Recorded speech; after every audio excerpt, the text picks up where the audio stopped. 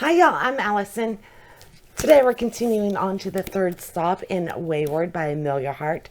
This is going to be on page 234, and your magical paragraph or line was to tear around the house in such a state, engaging in such fantasies, ...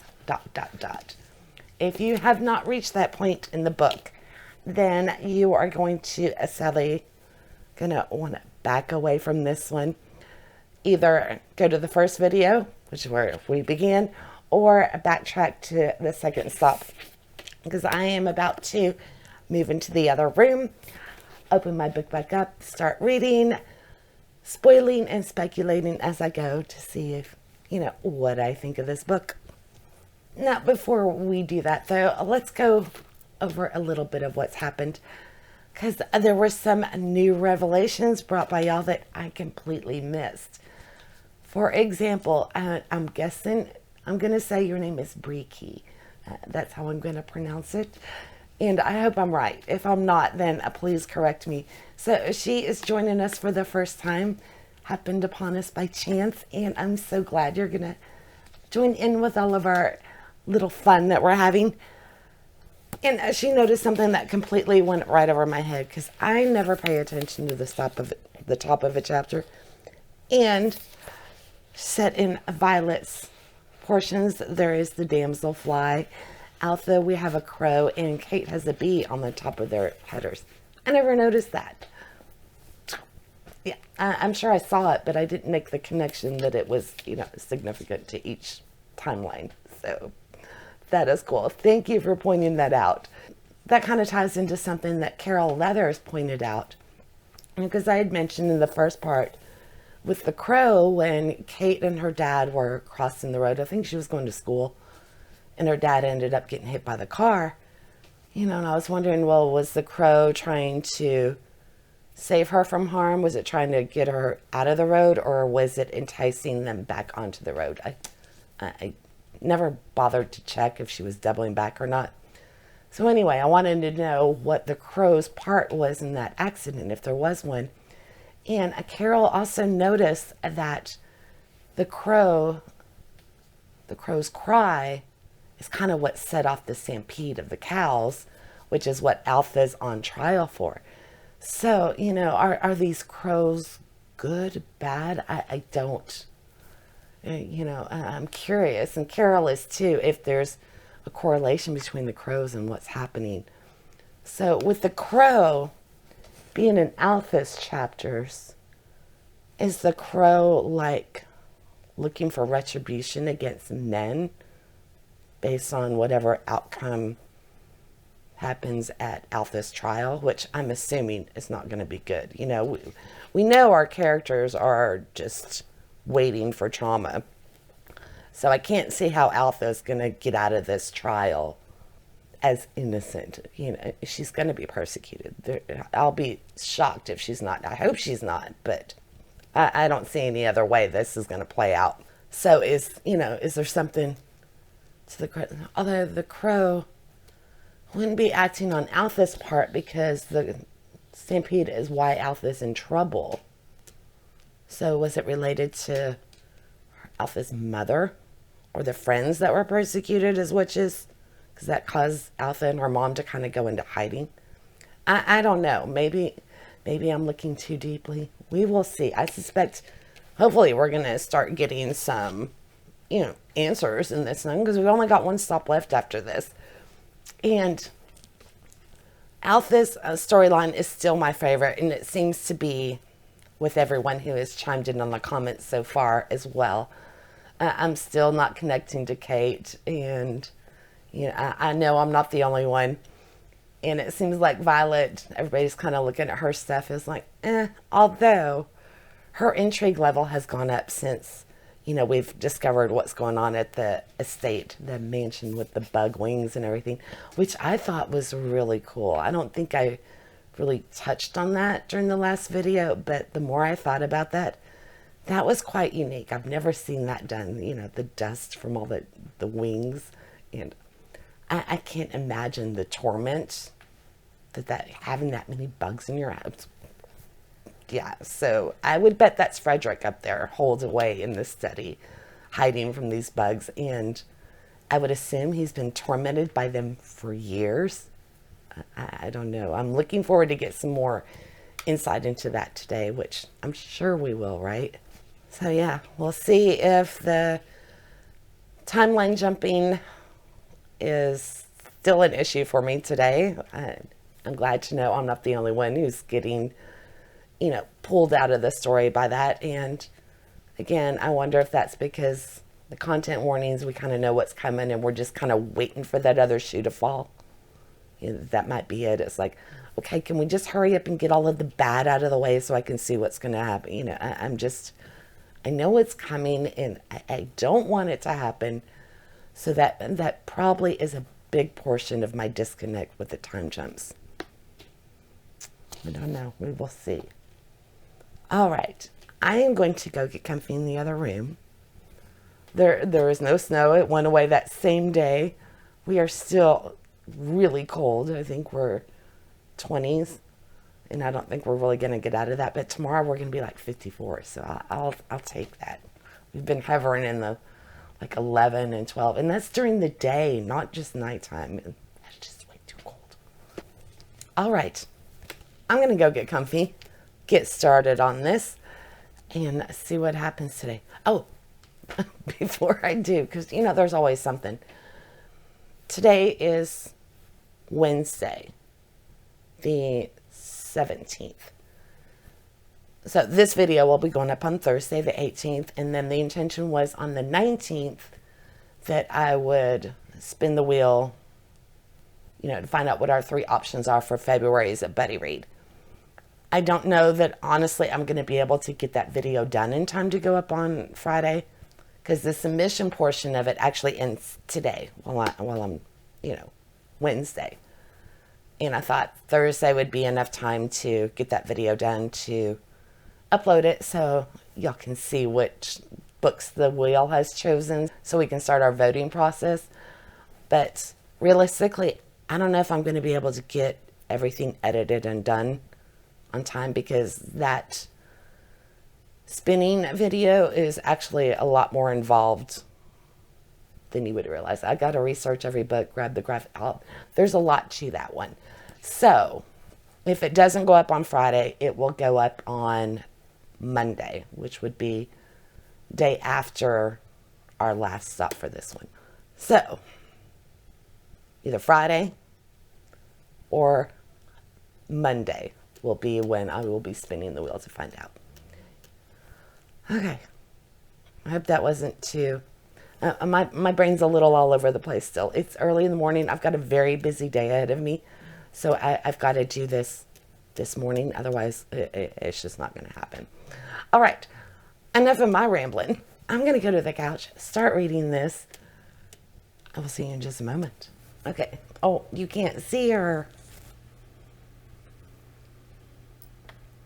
I don't know what I was thinking, not having the whole couch in frame. So Lily came to join me. I didn't know that she was going to this morning. She's been chasing the sun around. The sunrise is in the front of the house, so they like hanging out on the stairs. But apparently I am more interesting than laying in the sun. So yay. All right, let's get into this puppy and see how it's going to be today. And let's see. Oh, that's right. We left it in the courtroom with Altha being damned by, what was his name? William Metcalf. So he's just so grief-stricken from when his wife died, I think, looking for somebody to pay for it. So Altha's going to hold her head high, and she's almost challenging them at the end of, the pronouncement of how evil she is and all that she has done, which of course is ridiculous. Okay, jump into Violet. Not to wish ill on anybody, but I just wish the bad stuff would happen so I can, start healing with the characters. That's what I'm looking forward to. And I think all of the time jumps just delays the inevitable. I think that's where my issues are. Oh, that's right. I forgot. Violet and Frederick are about to wander off on their little solitary walk after he's had her drink a couple of brandies. So maybe I take back what I said about wanting the bad stuff to hurry and happen, because I think it's about to happen to Violet.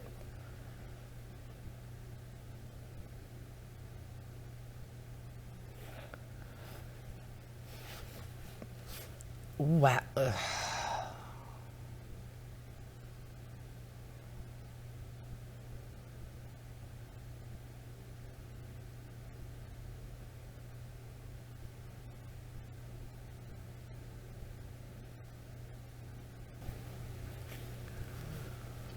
Okay, when I said I wanted the bad to happen, I didn't know it was going to happen right away.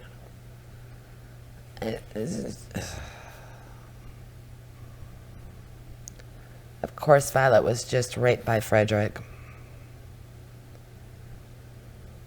And to make it even worse, what he said to her afterwards, well, we'd better get back. Like it was the nonchalance that he had.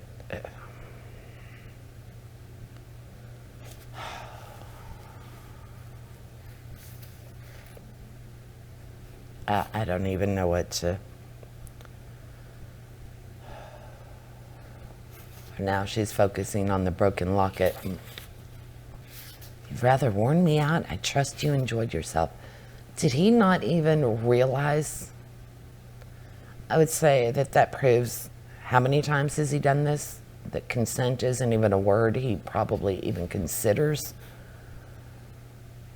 It's just sickening. And I bet if she told someone, they wouldn't believe her. And she's hiding the evidence.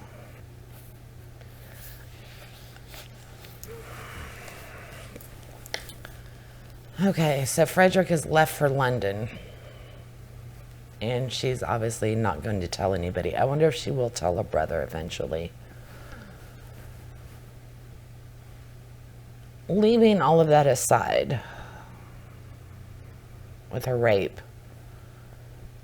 I've noticed with magical realism and them being accused of being witches, I would assume that nature would be on their side, that, you know, it would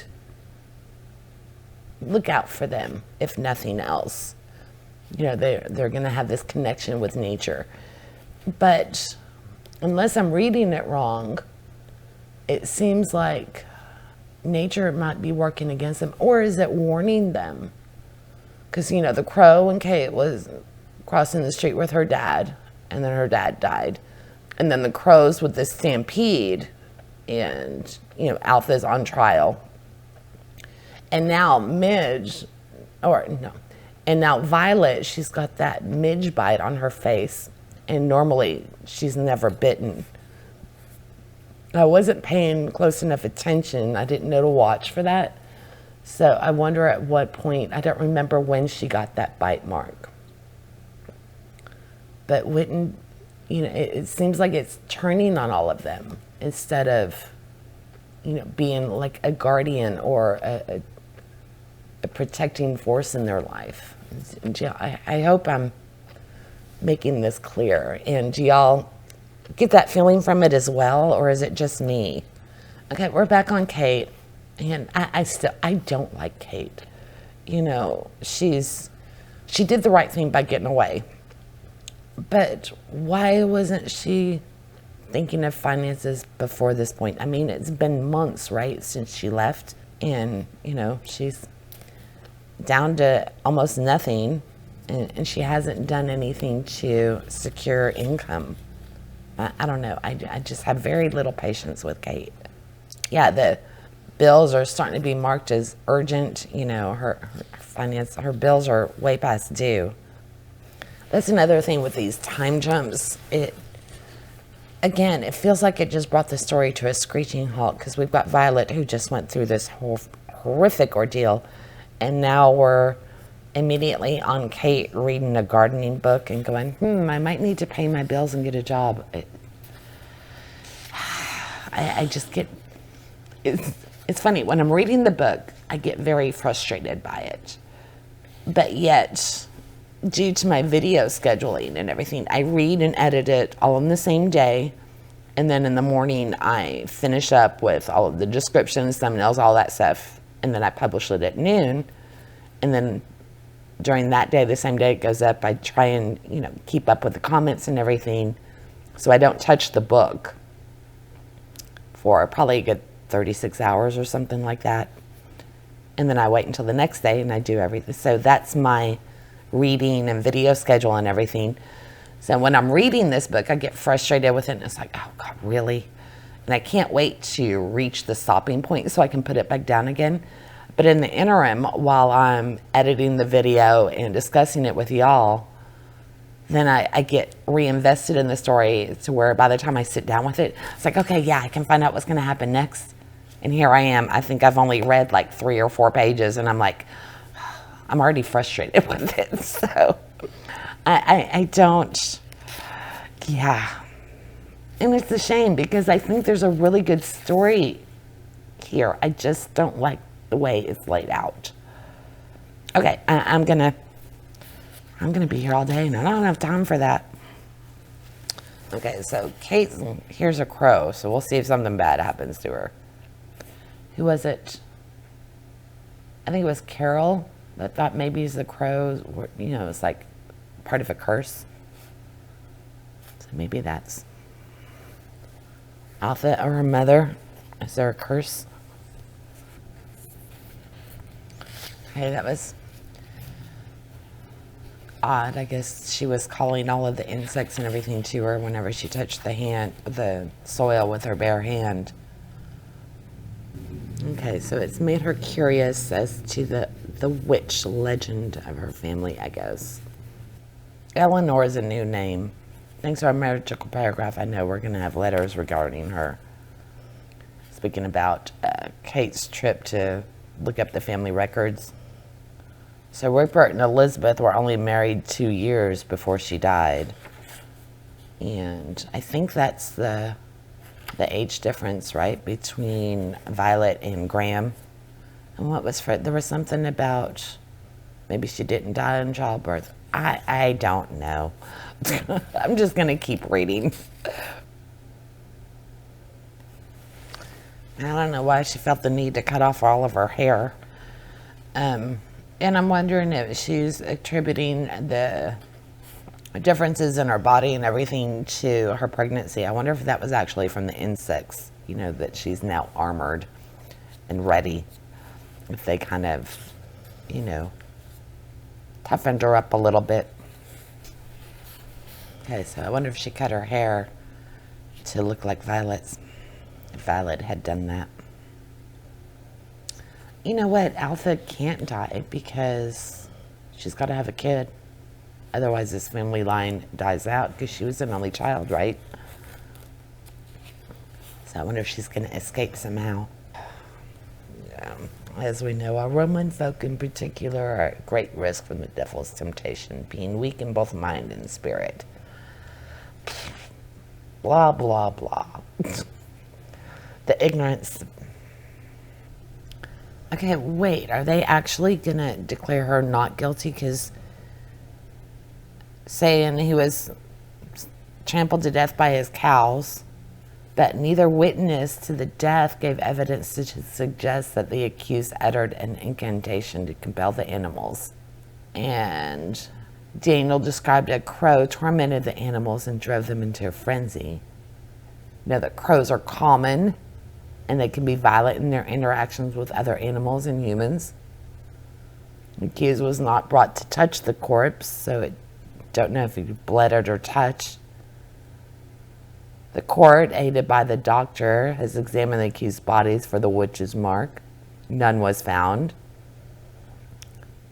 After hearing this evidence, I asked the gentlemen of the jury to deliver their verdict, bearing in mind their duty to God and their conscience. So the judge obviously thinks she's not guilty, but it's not up to the judge. She's not good. Okay, I am stunned. I thought for sure she was going to be found guilty. I didn't think there was even a possibility that she wouldn't be. Although, I just mentioned she has to have a child at some point. But I'm still shocked that there was actually a witch trial and she was found not guilty. I wonder what the expression was on Grace's face. I wonder if she was relieved at the verdict. Okay, and of course, now we jump to Violet. So Violet obviously is struggling a lot after what happened to her with Frederick, and I will say it was written very well, the despair that she would be feeling, and she's now talking to her brother Graham. Graham's appearance stopped her from doing anything rash by jumping off the second story. And the damselfly was there, so maybe the damselfly was responsible for bringing her brother up in time. But he's obviously jealous of Frederick and obviously unaware of what Frederick has done. But, you know, it looks like he reminds him of another girl or another guy from his school that had gotten a girl pregnant. And he's asking if Frederick had tried anything with her. So this is her opportunity to say it, but I have a feeling she won't. Yeah. Nothing happened. So she decides to keep her suicide note because it would be noticed if she burned it. Yeah, she's probably pregnant. Occasionally, she'll unearth a first edition Austen or Alcott. Oh, like she'll just stumble on a little bitty remote bookshop. I doubt that. Sorry. I think my frustrations with the chapter jumping is just, you know, I found a target with the, she easily unearths, finds these first edition books. I don't know. I mean, I doubt that, though. So it seems like they, you know, break their charms. It says Kate had a bee brooch, and it broke the day that her father was killed by the car. And when Violet was attacked by Frederick, her locket broke, revealing the key. So there seems to be some significance to that. Okay, so I guess Frederick sent her something and was the one that called Kate at 2 a.m. She just received the package from Emily at the bookstore, and it's got Orton Hall on it. So I wonder if Frederick died. Why can't I get into this book? Let me go find a snack. I will be back.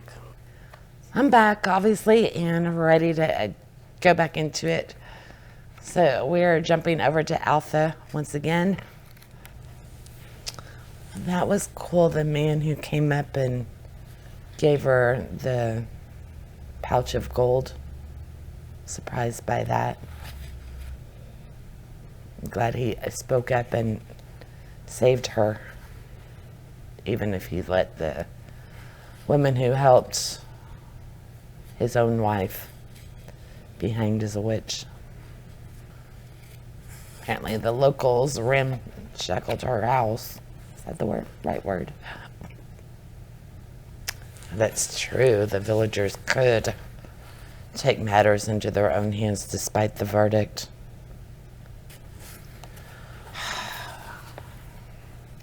Jumped back to Violet, and Altha, of course, was about to reveal something. I'm really getting tired of this. So Grace had knocked at her door, I assume. Yeah, it was Grace, and she was writing out her story. So it just so frustrated. Am I the only one reacting this way to it? I feel like my reaction is getting stronger every time we jump to a different one. I'm almost tempted to just start skipping over chapters and just find all of Altha's, read her storyline through, come back and read all of Violet's, but that would take more effort and would make for a very confusing video. Okay, so we're back with Violet, and she's being examined by the doctor. And Violet doesn't even know what a period is. was going to say, it's a shame that she didn't confide in Nanny, at least with what happened to her, because it's going to be, she's not going to receive any compassion. This is all going to be used against her. And I can't blame her for not going to her father or even telling her little brother. But, if she had only told Nanny, she would, for one, hopefully get some comfort that she desperately needs. And two, maybe it would have lightened what's ever about to come her way, because, this news is not going to go well. I have a feeling the father will blame her for it. And Frederick will still be the golden child as far as her dad is concerned. Oh, she knows it as her curse. Okay, she just didn't know the term menses. Just nobody explained what it was, the significance or what was happening to her. And you gotta love how the doctor is talking to the nanny instead of directly to Violet, asking these questions about her. So she's being shipped off, and her father, of course, blames her. But she hasn't spoken up. She hasn't told anybody. Not to take her father's side, because obviously he's a horrid man, but surely they would know that she was taken advantage of one way or another. Yep, he's going to marry her off to him. Saw that coming.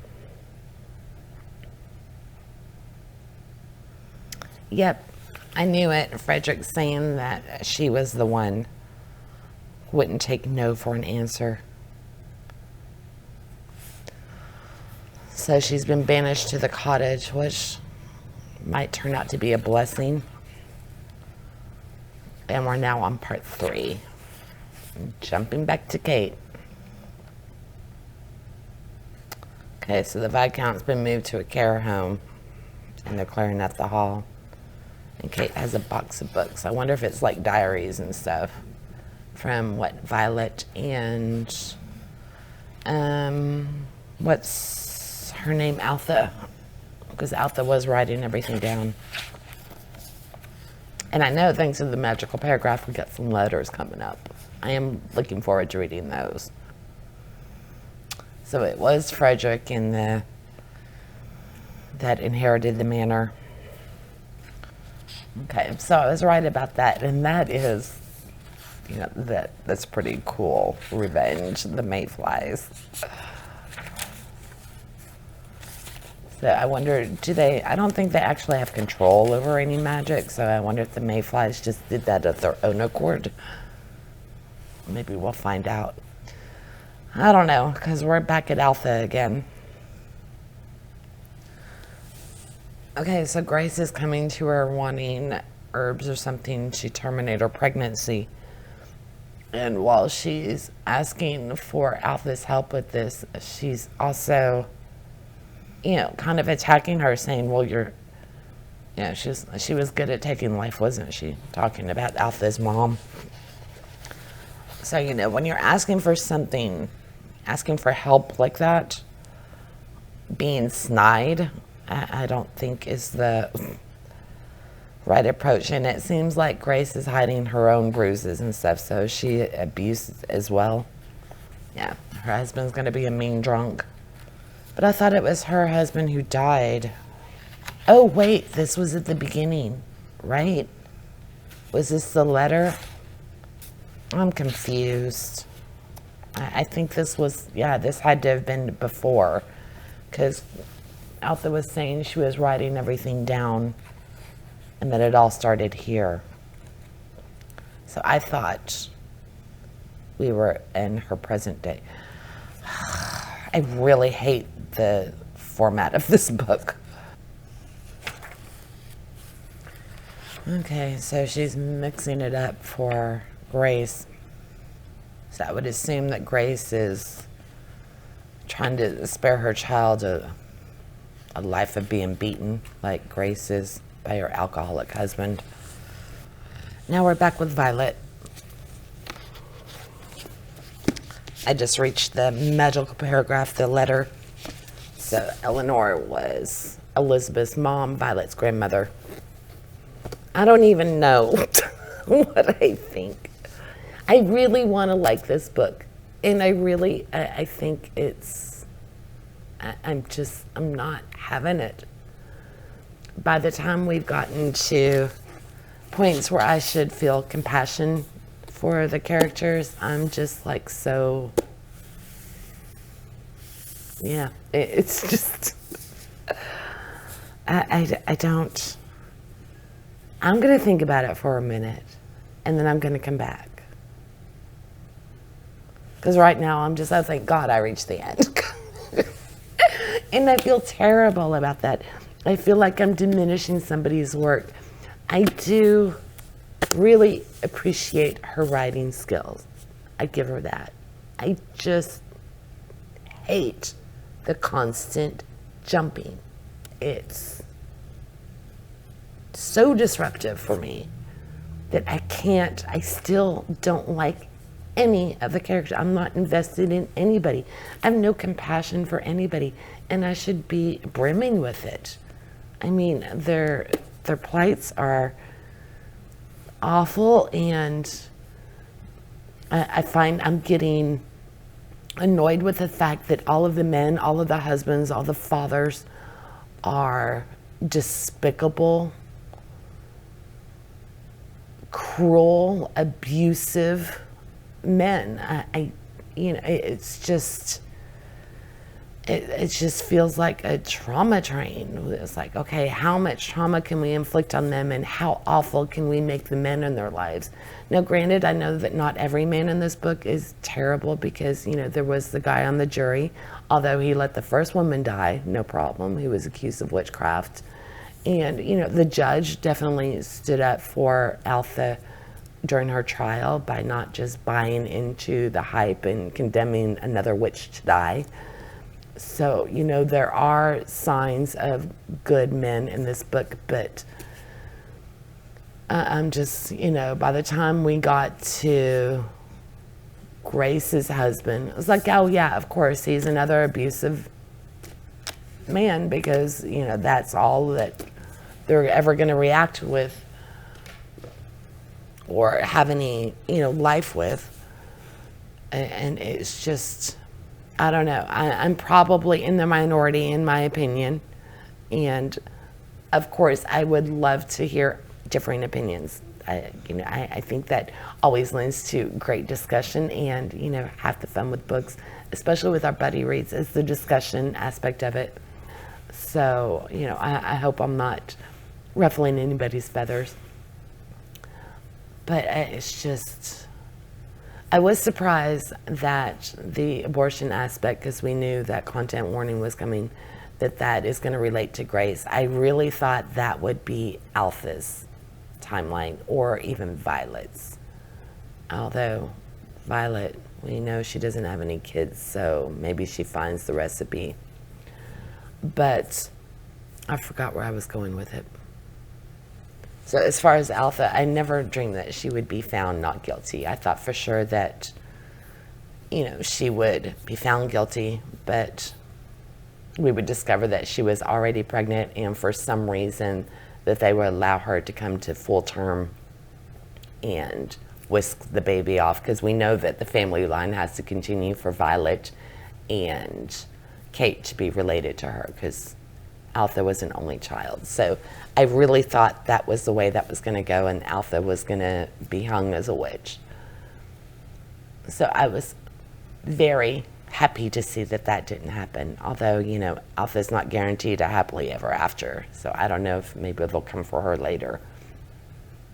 Yeah, I'm surprised I'm having such a strong reaction to it, in the opposite direction of what I expected. I expected to be, mad, of course, on the behalf of these women.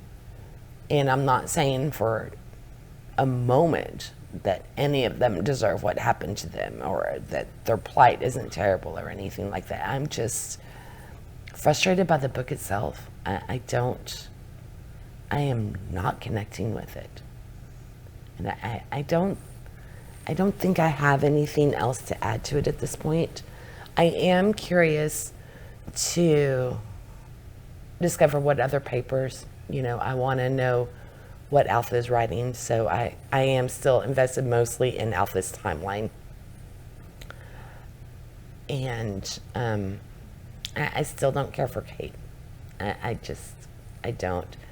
And Violet, the poor child, and she's just a child. She has been so sheltered and sequestered and neglected.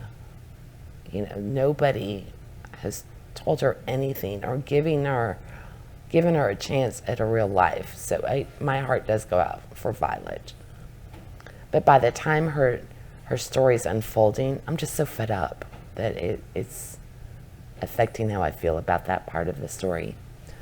So we'll see if, once I get my break from the book, and then if I have time to think about it and come back to it, which would be, it's Wednesday morning right now. So I won't actually pick up my book to finish reading it until Friday morning. So maybe my frustrations with it by Friday will settle back down and everything, and I'll be once again invested in it and want to find out what happens. That seems to be what's been happening to me as I read this. And I'm curious if anybody else is having that as well. So there is no magical paragraph this time because we are just going to read to the end of it. We will reach our conclusion in the next video. And I think I'm going to leave it here. So let me know what you think, what you thought of it so far. And I didn't even get into Rupert and Elizabeth's storyline. I'm going to leave that to y'all. Let me know what your opinion is on that one. Because apparently, Elizabeth did. She used the crow to kill Rupert's parents on his behalf and older brother. So they do have control over the magic, or at least Violet's mother did. Yeah, the whole magic thing is just, it's so vague and confusing. I don't even know. I would assume that'll be fleshed out as we continue on. I don't know. We will see. I will be back day after tomorrow. Now, if you have come to this later, and the videos are already up, I challenge you to have that cooling down period if you need it, or at least wait 24 hours before you pick your book back up. Because if you had a reaction like I did, then maybe your feelings will change by the time you pick up your book and continue on to the end. All right. I can't wait to hear what y'all think about it and find out if I'm the only one who reacted this way. And I will see y'all the day after tomorrow. Maybe tomorrow if I manage to find the time to get that video up and ready where we're spinning for February's. So I don't know if I'll be able to pull it off. Like I said earlier, if that doesn't come out on Friday, then it will be out on Monday. And that's a video where I will take all of y'all's submissions for the February Start and Stop Buddy Read and have them on the wheel. We'll spin the wheel and get our 3 contenders, and then the voting process will start then. So that will either come out for y'all tomorrow or on Monday. We'll see how this plays out. All right. Y'all have a great one. I am looking forward to finishing the book, and I'm definitely looking forward to hearing what y'all thought about it. Okay. Bye. Lily's going to continue sleeping.